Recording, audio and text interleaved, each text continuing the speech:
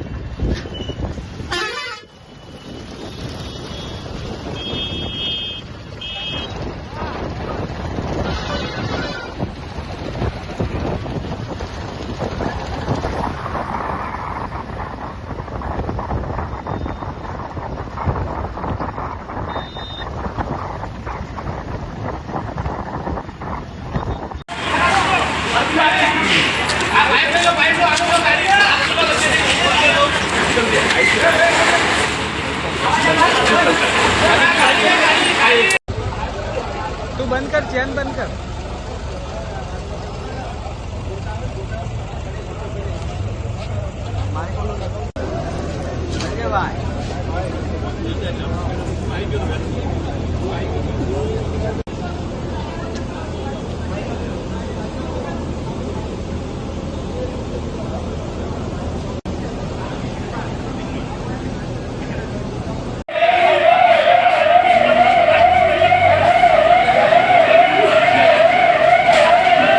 आज सुबह जैसे ही पुलिस को इत्तला मिलती है कि यहाँ पर एक फायर क्रैकर्स का गोडाउन है जहाँ पर आग लग गई और आग की वजह से एक ब्लास्ट हुआ है जिसमें एक पूरा स्लैब जो है धराशायी हो चुका है। पुलिस को घटना की जान मिलते मेरे तुरंत लोकल डीवाईएसपी वहाँ की लोकल टीम और मेरी एलसीबी स्टेशन यहाँ पर पहुँच जाती है। बचाव का कार्य जो है लोकल एडमिनिस्ट्रेशन के साथ मिलकर किया जाता है और पुलिस ने अभी तक 5 लोगों को जो है हॉस्पिटल के अंदर भी पहुँचाया है और बाकी के 17 लोगों की यहाँ पर डेथ हुई है। यहाँ का जो स्टॉकिस्ट था जिसका मेन नाम है जिसने इलीगल तरीके से यहाँ पर स्टॉक किया था, पुलिस का अभिप्राय नेगेटिव होने के बावजूद भी उसके ऊपर कड़ी से कड़ी कार्रवाई की जाएगी और उसको पकड़ कर जेलवार किया जाएगा। मैं आपको यकीन दिलाना चाहता हूँ कि इसके अंदर जो है सभी लोगों को न्याय मिले उसी तरीके से पुलिस कार्रवाई करेगी। ಜಾರ್ಖಂಡ್ನಲ್ಲಿ ಭೀಕರ ರೈಲು ಅಪಘಾತ ಸಂಭವಿಸಿದೆ. ಸಾಹೇಬ್ಗಂಜಿನ ಬೃಹತ್ನ ಎನ್ಟಿಪಿಸಿ ಗೇಟ್ ಬಳಿ 2 ಸರಕು ರೈಲುಗಳು ನಡುವೆ ಭಾರೀ ಡಿಕ್ಕಿ ಸಂಭವಿಸಿದೆ. ಘಟನೆಯಲ್ಲಿ 2 ಸಾವನ್ನಪ್ಪಿದ್ದು 4 ಗಾಯಗೊಂಡಿದ್ದಾರೆ. ಆದರೆ ಈ ಅಪಘಾತದಲ್ಲಿ ಕಾರ್ಮಿಕ ಸಿಕ್ಕಿ ಹಾಕಿಕೊಂಡಿದ್ದಾರೆ ಎಂಬ ಮಾಹಿತಿ ಇದೆ. ಈ ಬಗ್ಗೆ ಮಾಹಿತಿ ನೀಡಿದ ಸಾಹೇಬ್ಗಂಜ್ ಪ್ರಧಾನ ಕಚೇರಿಯಿಂದ ಆಗಮಿಸಿದ ಅಗ್ನಿಶಾಮಕ ದಳದ ಕೆಲಸಗಾರ ರವಿ, ಈ ಘಟನೆ ಬೆಳಗಿನ ಜಾವ 3:30ಕ್ಕೆ ಸಂಭವಿಸಿದೆ. ಹಳ್ಳಿ ಮೇಲೆ ಸರಕು ರೈಲು ನಿಂತಿತ್ತು. ಈ ಸಮಯದಲ್ಲಿ ಇನ್ನೊಂದು ಬದಿಯಿಂದ ಬರುತ್ತಿದ್ದ ಸರಕು ರೈಲು ಜೋರಾಗಿ ಡಿಕ್ಕಿ ಹೊಡೆದಿದೆ. ಪರಿಣಾಮ ಇಂಜಿನ್ ಮತ್ತು ಕಲ್ಲಿದ್ದಲು ತುಂಬಿದ ಬೋಗಿಗೆ ಬೆಂಕಿ ಹೊತ್ತಿಕೊಂಡಿತು. ಬೆಂಕಿಯನ್ನು ನಂದಿಸುವ ಕಾರ್ಯ ಮುಂದುವರೆದಿದೆ. ಈ ಅಪಘಾತದಲ್ಲಿ 2 ರೈಲು ಇಂಜಿನ್ಗಳು ಥಳ್ಳಿ ತಪ್ಪಿ ಸಂಪೂರ್ಣವಾಗಿ ಹಾನಿಗೊಳಗಾಗಿವೆ ಎಂದು ಹೇಳಿದರು. ಇಂಜಿನ್ನಲ್ಲಿ 7 ಜನರಿದ್ದರು. ಅವರಲ್ಲಿ 2 ಸಾವನ್ನಪ್ಪಿದ್ದು 4 ಗಾಯಗೊಂಡಿದ್ದಾರೆ. ಆದರೆ ಕೆಲಸಗಾರನೊಬ್ಬ ಇಂಜಿನ್ನಲ್ಲಿ ಸಿಲುಕಿಕೊಂಡಿದ್ದಾನೆ. ಅವರನ್ನು ಹೊರತೆಗೆಯಲು ಪ್ರಯತ್ನಗಳು ನಡೆಯುತ್ತಿವೆ. ಗಾಯಾಳುಗಳನ್ನು ಬೃಹತ್ ಸದರ್ ಆಸ್ಪತ್ರೆಗೆ ಕರೆದೊಯ್ಯಲಾಗಿದ್ದು ಚಿಕಿತ್ಸೆ ನೀಡಲಾಗುತ್ತಿದೆ. ಆದರೆ ಅವರಲ್ಲಿ ಕೆಲವರ ಸ್ಥಿತಿ ಗಂಭೀರವಾಗಿದೆ ಎಂದು ಅಗ್ನಿಶಾಮಕ ದಳದ ಸಿಬ್ಬಂದಿ ತಿಳಿಸಿದ್ದಾರೆ.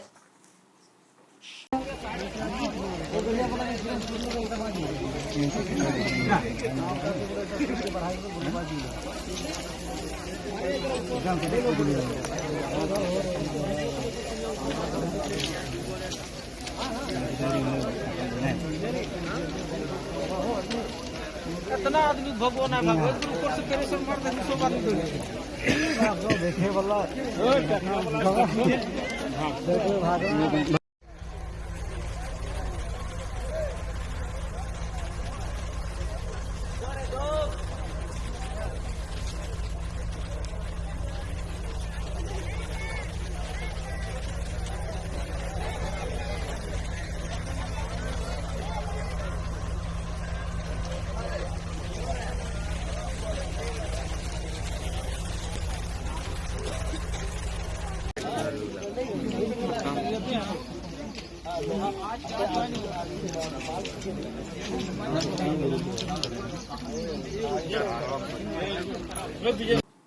ಬೆಲೆ ಏರಿಕೆಯಿಂದ ಕಂಗಲಾದ ಜನರಿಗೆ ಸಿಹಿ ಸುದ್ದಿಯೊಂದು ಸಿಕ್ಕಿದ್ದು, ವಾಣಿಜ್ಯ ಬಳಕೆಯ 19 ಕೆಜಿ ಎಲ್ಪಿಜಿ ಸಿಲಿಂಡರ್ಗಳ ಬೆಲೆ 41 ರೂಪಾಯಿ ಇಳಿಕೆಯಾಗಿದೆ.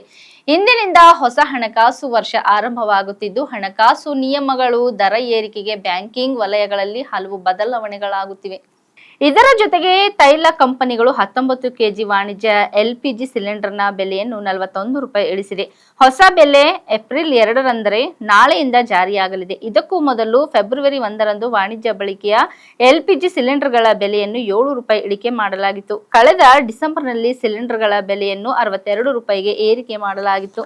ಇದೀಗ ಮತ್ತೆ 41 ರೂಪಾಯಿ ಇಳಿಕೆ ಮಾಡಲಾಗಿದೆ. ಹೊಸ ಬೆಲೆಯಿಂದಾಗಿ ರೆಸ್ಟೋರೆಂಟ್, ಹೋಟೆಲ್ ಮತ್ತು ವಾಣಿಜ್ಯ ಘಟಕಗಳಿಗೆ ಪ್ರಯೋಜನವಾಗಲಿದ್ದು, ಅದರ ದಿನಬಳಕೆಯ ಸಿಲಿಂಡರ್ನ ಬೆಲೆ ಬದಲಾಗಿದೆ ಉಳಿದಿದೆ. ಕೇಂದ್ರದ ವರಿಷ್ಠರು ಹಲವು ಬಾರಿ ಬಸನಗೌಡ ಪಾಟೀಲ್ ಯತ್ನಾಳ್ ಅವರಿಗೆ ನೋಟಿಸ್ ನೀಡಿ ತಿದ್ದುವಂತಹ ಪ್ರಯತ್ನ ಮಾಡಿದ್ದಾರೆ. ನಾನು ಅಧ್ಯಕ್ಷನಾಗಿ 2-3 ತಿಂಗಳಲ್ಲೇ ಅವರನ್ನು ಭೇಟಿ ಮಾಡಿ ಮಾತನಾಡಿದ್ದೆ ಎಂದು ಬಿಜೆಪಿ ರಾಜ್ಯಾಧ್ಯಕ್ಷ ಬಿವೈ ವಿಜೇಂದ್ರ ಹೇಳಿದ್ದಾರೆ. ಬಸನಗೌಡ ಪಾಟೀಲ್ ಯತ್ನಾಳ್ ಉಚ್ಚಾಟನೆ ಬಗ್ಗೆ ಮಾತನಾಡಿದ ಅವರು, ಪಕ್ಷದ ಹಿತಾಸಕ್ತಿಯ ದೃಷ್ಟಿಯಿಂದ ನಾನೇ ಒಂದು ಹೆಜ್ಜೆ ಮುಂದೆ ಹೋಗಿ ಅವರ ಜೊತೆ ಮಾತನಾಡಿದ್ದೆ. ಸ್ವತಃ ನಾನೇ ಹೋಗಿ ಭೋಜನ ಕೂಟಕ್ಕೆ ಆಹ್ವಾನಿಸಿದ್ದೆ. ಯಾವುದೇ ವ್ಯತ್ಯಾಸ ಇರಲಿ, ಸರಿ ಮಾಡಿಕೊಳ್ಳೋಣ ಬನ್ನಿ ಯತ್ನಾಳ್ ಅವರೇ ಎಂದು ಕರೆದಿದ್ದೆ ಎಂದರು. ಯತ್ನಾಳ್ ಅವರಿಗೆ ಹೋಲಿಸಿಕೊಂಡರೆ ನಾನು ವಯಸ್ಸು ಮತ್ತು ಅನುಭವದಲ್ಲಿ ಚಿಕ್ಕವನು. ರಾಜ್ಯಾಧ್ಯಕ್ಷನಾಗಿ ಎಲ್ಲರನ್ನು ಒಗ್ಗೂಡಿಸಿಕೊಂಡು ಹೋಗಬೇಕು ಎಂಬುದು ನನ್ನ ಆದ್ಯ ಕರ್ತವ್ಯ. ಆ ಕರ್ತವ್ಯವನ್ನು ನಿರ್ವಹಿಸಬೇಕು ಎಂದು ಪ್ರಾಮಾಣಿಕವಾಗಿ ನನ್ನ ಪ್ರಯತ್ನವನ್ನು ಮಾಡಿದ್ದೇನೆ. ನಾನು ಹಿಂದೊಂದು ಮುಂದೊಂದು ಮಾತಾಡಿಲ್ಲ. ಇದು ವಿಧಿಯಾಟ ಅಂತಿರೋ ಏನಂತಿರೋ ಗೊತ್ತಿಲ್ಲ. ವರಿಷ್ಠರು ಶಿಸ್ತು ಕ್ರಮ ಕೈಗೊಂಡಿದ್ದಾರೆ ಎಂದು ಹೇಳಿದರು. ಕೇಂದ್ರದ ನಮ್ಮ ವರಿಷ್ಠರು ಹಲವಾರು ಬಾರಿ ಬಸನಗೌಡ ಪಾಟೀಲ್ ಯತ್ನಾಳ್ ಅವರಿಗೆ ನೋಟಿಸ್ ಅನ್ನು ಕೊಟ್ಟು ತಿದ್ದುವಂತ ಪ್ರಯತ್ನ ಮಾಡಿದ್ದಾರೆ.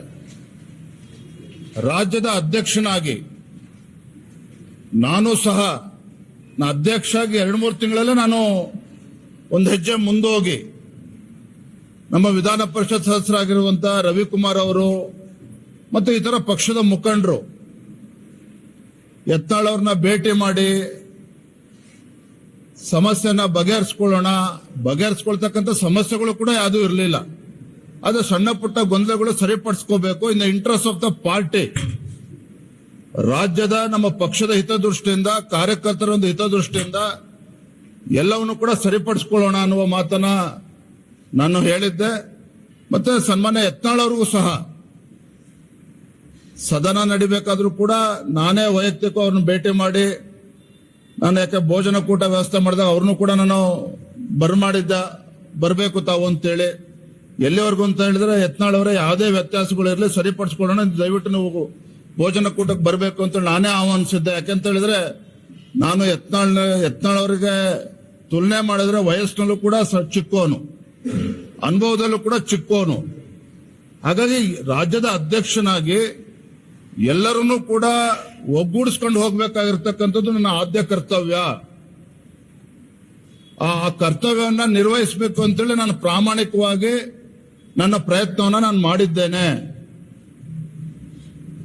ನಾನು ಹಿಂದೊಂದು ಮುಂದೊಂದು ಮಾತಾಡ್ತಕ್ಕಂಥ ವ್ಯಕ್ತಿ ಅಲ್ಲ. ಸನ್ಮಾನ್ಯ ಯಡಿಯೂರಪ್ಪನೂ ಕೂಡ ತಾವು ನೋಡಿದ್ದೀರಿ.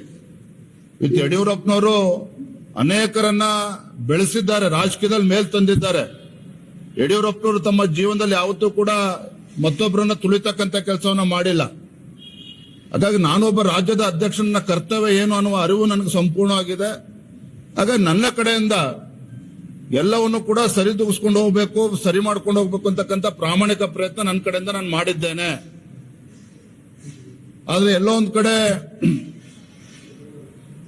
ಇದು ವಿಧಿ ಆಟ ಅಂತ ಹೇಳ್ತಿರೋ ಮತ್ತೊಂದು ಹೇಳ್ತಿರೋ ನನಗಂತೂ ಗೊತ್ತಿಲ್ಲ. ಆದ್ರೆ ನಾನು ಪ್ರಾಮಾಣಿಕವಾಗಿ ನಡೆದುಕೊಂಡಿದ್ದೇನೆ. ಆದ್ರೆ ಪಕ್ಷದ ನಮ್ಮ ವರಿಷ್ಠರು ಇವೆಲ್ಲವನ್ನು ಕೂಡ ಗಮನಿಸಿ ಇವತ್ತು ಒಂದು ಅಂತಿಮ ನಿರ್ಧಾರವನ್ನ ಈಗಾಗಲೇ ಘೋಷಣೆ ಮಾಡಿದ್ದಾರೆ. ವಿಧಾನಸಭೆಯಿಂದ ಬಿಜೆಪಿಯ 18 ಶಾಸಕರ ಅಮಾನತುಗೊಳಿಸಿದ ಆದೇಶವನ್ನು ಮರುಪರಿಶೀಲಿಸುವಂತೆ ವಿಧಾನಸಭಾ ಸ್ಪೀಕರ್ ಯುಟಿ ಖಾದರ್ ಅವರಿಗೆ ವಿಜಯಪುರ ಶಾಸಕ ಬಸವನಗೌಡ ಪಾಟೀಲ್ ಯತ್ನಾಳ್ ಮನವಿ ಮಾಡಿದ್ದಾರೆ. ಈ ಕುರಿತು ಪತ್ರ ಬರೆದಿರುವ ಅವರು ವಿಧಾನಸಭೆಯ ಒಟ್ಟಾರೆ ಕಾರ್ಯನಿರ್ವಹಣೆಯಲ್ಲಿ ಆಡಳಿತ ಪಕ್ಷ ಮತ್ತು ವಿರೋಧ ಪಕ್ಷಗಳೆರಡು ಆರೋಗ್ಯಕರ ಚರ್ಚೆಗಳು ನಿರ್ಣಾಯಕ ಪಾತ್ರ ವಹಿಸುತ್ತವೆ. ವಿಧಾನಸಭೆ ಆವರಣದಲ್ಲಿ ನಡೆದ ಪ್ರತಿಭಟನೆಗಳು ಜನರ ಧ್ವನಿಯನ್ನು ಪ್ರತಿನಿಧಿಸುವ ವಿರೋಧ ಪಕ್ಷದ ಕರ್ತವ್ಯದ ಅಭಿವ್ಯಕ್ತಿಯಾಗಿತ್ತು. ಸದನದಲ್ಲಿ ಸಭ್ಯತೆ ಕಾಪಾಡಿಕೊಳ್ಳುವುದು ಮುಖ್ಯ. ಆದರೆ ಅಮಾನತುಗೊಂಡಿರುವ 18 ಶಾಸಕರ ಪೈಕಿ ಬಹುತೇಕರು ಮೊದಲ ಬಾರಿಗೆ ಶಾಸಕರಾಗಿರುವವರಿದ್ದಾರೆ. ಇದು ಕಠಿಣ ಕ್ರಮವೆಂದು ತೋರುತ್ತದೆ. ಈ ದೀರ್ಘಾವಧಿಯ ಅಮಾನತು ಅವರು ಸೇವೆ ಸಲ್ಲಿಸುವ ಕ್ಷೇತ್ರಗಳ ಪ್ರಾತಿನಿಧ್ಯದ ಮೇಲೆ ಪರಿಣಾಮ ಬೀರುವುದಲ್ಲದೆ ಪ್ರಜಾಸತ್ತಾತ್ಮಕ ಸಂಸ್ಥೆಯಲ್ಲಿ ಒಂದು ಪೂರ್ವ ನಿರ್ದೇಶನವನ್ನು ಕೂಡ ಹೊಂದಿಸುತ್ತದೆ. ಅಲ್ಲಿ ಭಿನ್ನಾಭಿಪ್ರಾಯ ಮತ್ತು ಚರ್ಚೆಯನ್ನು ಹುಟ್ಟುಹಾಕುವ ಬದಲು ಮೌನಗೊಳಿಸಲು ಪ್ರೋತ್ಸಾಹಿಸಿದಂತಾಗುತ್ತದೆ ಎಂದು ಹೇಳಿದ್ದಾರೆ. ಇಲ್ಲಿವರೆಗೆ ಸುದ್ದಿ ಕೊಟ್ಟಿದ್ದು ನಾನು ಸೋನಿಕಾ ಸುದೇಶ್. ಮುಂದಿನ ಸುದ್ದಿಯೊಂದಿಗೆ ಮತ್ತೆ ಭೇಟಿಯಾಗೋಣ. ವಂದನೆಗಳು.